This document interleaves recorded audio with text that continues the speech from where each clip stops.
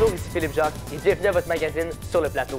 Aujourd'hui à l'émission, nous parlerons des problèmes de santé mentale chez les vétérans avec Charlotte Côté-Lapointe. Loan Huard nous parlera de la délégation des jeunes du Canada à la COP28. Morgane Busson s'est intéressée au phénomène de la sous-représentation des femmes dans la science. Nous parlerons des mesures d'accommodation pour les personnes vulnérables à la bibliothèque de Drummondville. Et nous débutons avec Carl Touin qui nous parle du manque de personnel dans les CHSLD. Bonjour Carl. Bonjour. Alors Carl, pourquoi ce problème persiste à travers le temps? J'ai eu la chance de m'entretenir avec Julie Perra, gestionnaire responsable en CHSLD, puis elle m'a dit que le domaine n'est pas médiatisé négativement. Donc, on n'en parle pas vraiment en bien.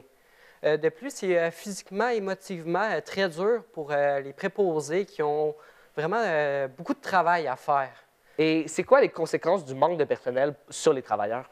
Ils doivent travailler plus fort pour donner tous les soins aux personnes âgées, même si l'équipe n'est pas complète. Souvent, ça fait qu'ils sont tristes parce qu'ils pensent qu'ils ne font pas bien leur job, car ils doivent travailler plus vite et moins se concentrer sur les patients. Et j'imagine qu'il va y avoir des conséquences aussi au niveau des patients? Oui, c'est sûr qu'on essaye qu'ils ressentent le moins possible, mais c'est dur pour eux autres aussi. Est-ce qu'il y a des solutions pour remédier à ce problème de Oui, il y a main-d'œuvre? plusieurs solutions qui ont été mises en place, comme un 4 000 d'augmentation dans les bourses pour inciter les gens à venir travailler dans ce milieu, et aussi des agences. Ils ont mis sur pied des agences qui viennent aider les préposés dans leur milieu de travail. Est-ce que tu as un exemple concret de solutions proposées? Un programme que les CHSLD ont mis en place, qui est, exemple, si tu veux vraiment travailler dans les CHSLD, l'établissement va payer pour que tu vas faire ton DEP, puis en même temps, tu peux travailler et faire ton DEP. Les deux en même temps pour que ce soit le mieux possible. Bien, merci beaucoup, Carl. De rien.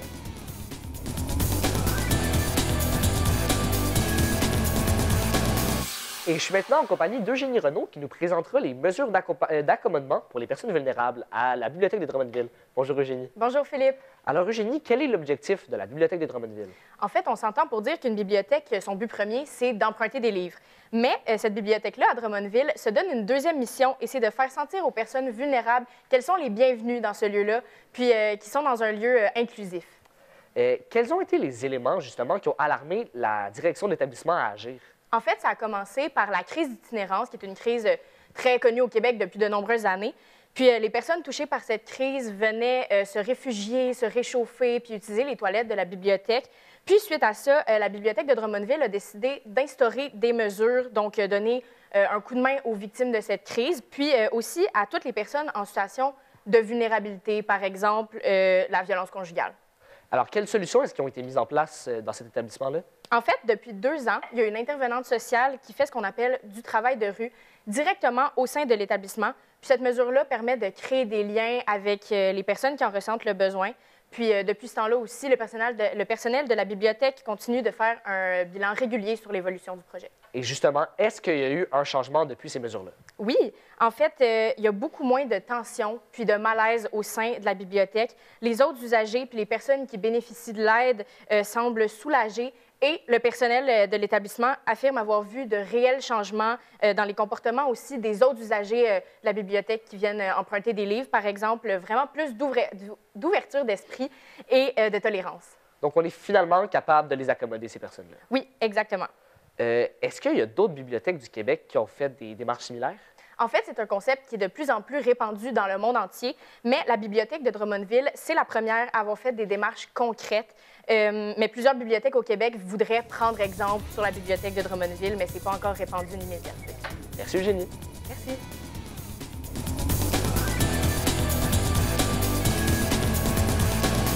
On est de retour au magazine Sur le plateau en compagnie de Morgane Busson qui va nous parler de la sous-représentation des femmes dans la science. Bonjour Morgane. Bonjour. Alors Morgane, pourquoi est-ce qu'on peut dire qu'il y a une sous-représentation des femmes? Alors, selon Statistique Canada, en 2023, moins de 25% des postes dans le domaine des sciences et des technologies étaient occupés par des femmes. Un chiffre qui monte à 43% dans l'Union européenne. Donc, le chiffre est quand même assez parlant. Donc, c'est pour ça que j'ai trouvé ça intéressant. Et donc, justement, c'est quoi Les filles et la science, un duo électrisant? Donc, les filles et les sciences, un duo électrisant, c'est un événement qui existe depuis 1998. Il a été créé par Duo. donc une association, et qui s'est associée aussi avec Technosciences Région Métropolitaine depuis 2022, donc pour des raisons financières et pour l'organisation. Donc c'est un événement qui va vraiment aider les filles à s'intéresser et à perdurer en fait dans le domaine des sciences et des technologies. Donc, qu'est-ce que les organisateurs font concrètement pour pouvoir changer les choses?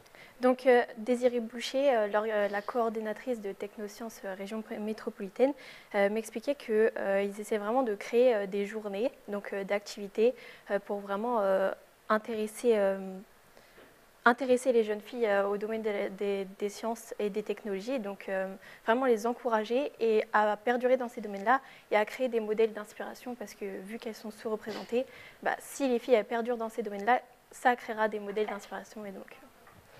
Où est-ce que le public pourrait trouver des informations sur justement sur ces programmes-là? Alors, les filles et les sciences, ils ont un site Google et ils sont aussi présents sur Instagram et Facebook. Donc, ils postent souvent des informations assez intéressantes et ils documentent aussi leurs événements. Donc, c'est vraiment intéressant à regarder. Ben, parfait. Ben, merci beaucoup, Morgane.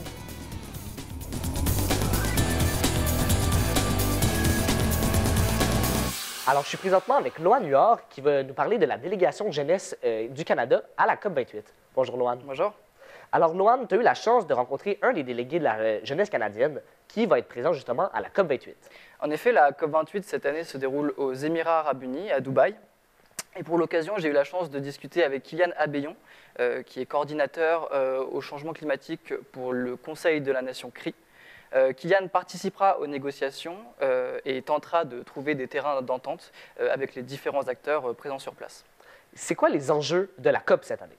Alors la COP cette année, la thématique porte sur les changements climatiques. Donc les différents pays participants s'accorderont sur les moyens de limiter la hausse des températures chaque année. Et pour Kylian, c'est quoi ses objectifs pour la COP? L'engouement médiatique de la COP28 est mondial. Donc les yeux du monde entier seront rivés sur l'événement. Et donc pour Kylian, c'est l'occasion de mettre en lumière les problèmes qui concernent les jeunes Canadiens et les changements climatiques. Kylian sera également présent au Cégep de Jonquière en vidéoconférence pour discuter avec les étudiants. Tu as mentionné plus tôt que ça se passait à Dubaï. Est-ce qu'il va être possible de suivre cet événement-là à distance? Oui, bien sûr. Les informations seront relayées en temps réel sur le site officiel de la COP28. Et donc, Kylian sera présent le 6 décembre au Cégep. Donc voilà, pour discuter avec les étudiants. Et donc, c'est l'occasion pour eux d'apprendre comment fonctionnent un peu ces rendez-vous de grande qualité. Rapidement, sa présence, est-ce qu'elle pourrait amener un changement au Québec? Eh bien ça, Kylian l'espère. En tout cas, sa présence au Cégep de Jonquière est l'opportunité pour lui donc de s'exprimer et donc de représenter la jeunesse et les problèmes qu'ils ont. Voilà. Parfait. Merci beaucoup, Loane.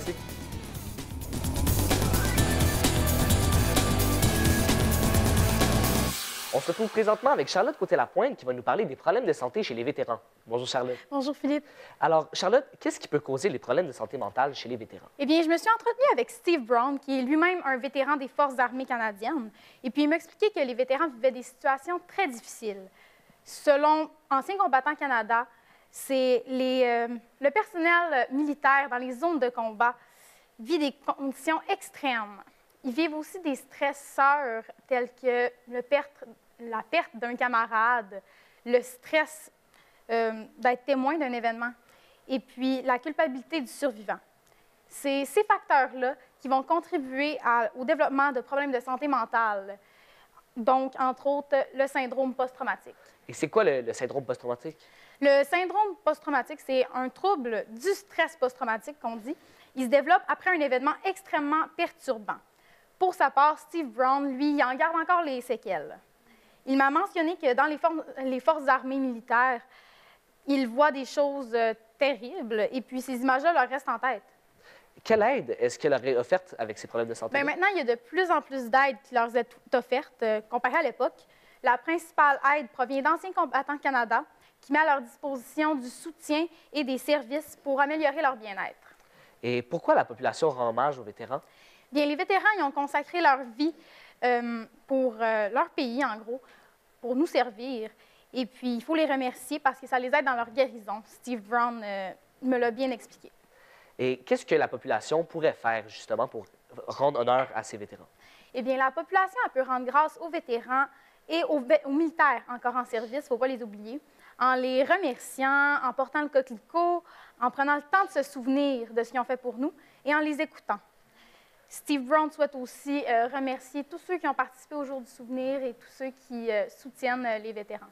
Merci beaucoup, Charlotte. Alors, c'était votre magazine Sur le plateau. Merci d'avoir été des nôtres. Un remerciement particulier à Isabelle Labrie et Joël Sasseville, ainsi qu'à notre équipe de journalistes, Carl Touin, Eugénie Renaud, Morgane Busson, Loane Huard et Charlotte Côté-Lapointe.